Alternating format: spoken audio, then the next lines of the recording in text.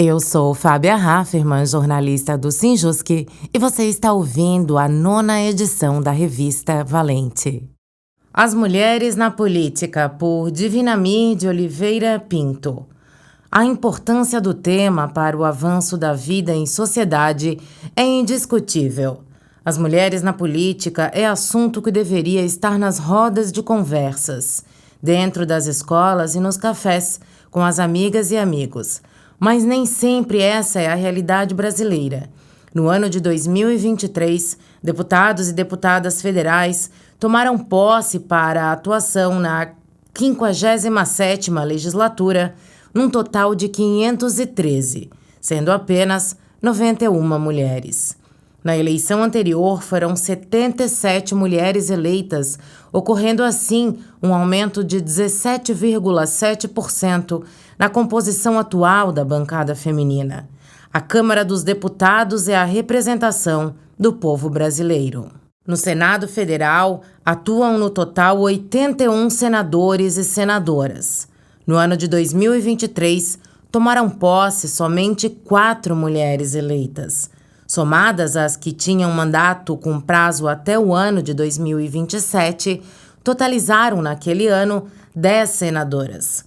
Atualmente, há 14 senadoras atuantes e o aumento do número de componentes na bancada feminina se deve à chamada popularmente dança das cadeiras, como, por exemplo, quando um senador deixa um mandato parlamentar para assumir o cargo de governador.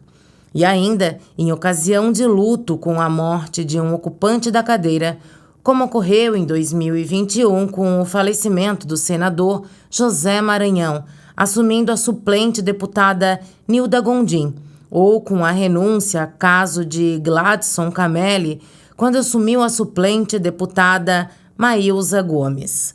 Ambas encerraram mandato no ano de 2023. O Senado Federal é a representação dos estados brasileiros. O Tribunal Superior Eleitoral apurou que nas últimas eleições no Brasil, o índice para as candidaturas femininas em todos os cargos ficou abaixo de 33%, embora um pouco maior do que o número visto nas eleições passadas. As mulheres são maioria para votar, mas são poucas as candidaturas femininas nos pleitos. O gênero masculino é o que aparece em maioria nos resultados das eleições democráticas. Em matéria jornalística para a Agência Brasil, a ministra da Igualdade Racial, Aniele Franco, falando sobre o tema Mulheres na Política, lembrou o assassinato da irmã vereadora Marielle Franco.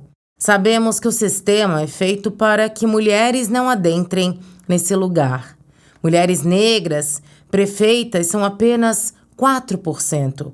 E se formos traçando todos os perfis, esses números vão diminuindo. O presente texto não tem a intenção de analisar essa outra triste face do feminismo e o preconceito racial, mas, de forma geral, trazer dados sobre a realidade feminina e a política.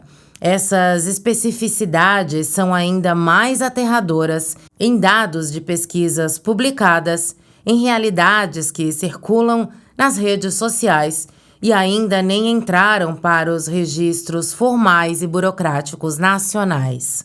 O Brasil é um país com 203,1 milhões de habitantes, segundo dados do IBGE de 2022. E dos cidadãos e cidadãs aptos a votar, conforme a legislação vigente, as mulheres representam 52,65% do eleitorado, segundo o Superior Tribunal Eleitoral. O Código Civil de 1916, em seu artigo 6º, declarava que a mulher era relativamente incapaz para os atos civis. As mulheres brasileiras conquistaram o direito de votar e serem votadas no ano de 1932, quando o Código Eleitoral foi assinado pelo então presidente Getúlio Vargas. Porém, as casadas deveriam ser autorizadas pelo marido, sendo essa restrição alterada no ano de 1934. Até o ano de 1962, o marido tinha que autorizar a esposa caso ela quisesse trabalhar fora de casa. No mesmo ano, o Estatuto das Mulheres Casadas ampliou seus direitos. Entre os anos de 1941 e 1983, conforme o Decreto-Lei nº 3.199/1941, as mulheres eram proibidas de jogar futebol no Brasil. A ONU, Assembleia Geral das Nações Unidas, adotou no ano de 1979 a Convenção para a Eliminação de Todas as Formas de Discriminação contra a Mulher. Em 1984, o Brasil ratificou a Convenção da Mulher, formulando e adicionando em 2002 protocolo em relação ao contido na legislação nacional. A expressão de igualdade de direitos e deveres entre homens e mulheres só se concretizou com a Constituição de 1988. As dificuldades para a participação da mulher na política partidária são sempre muito evidenciadas. Um exemplo recente é o depoimento da candidata a vice-governadora do Amazonas na eleição de 2022. Em reportagem da Agência Brasil, datada de 1º de 4 de 2023, a repórter Carolina Pimentel cita o caso de Anne Moura. Anne fez campanha gestante e diz ter sofrido violência de gênero, tendo sido questionada muitas vezes sobre por qual razão não estava em casa ao invés de fazer campanha política. Naquele pleito, não venceu as eleições. Anne atualmente é coordenadora do Fórum Nacional de Instâncias de Mulheres de Partidos Políticos.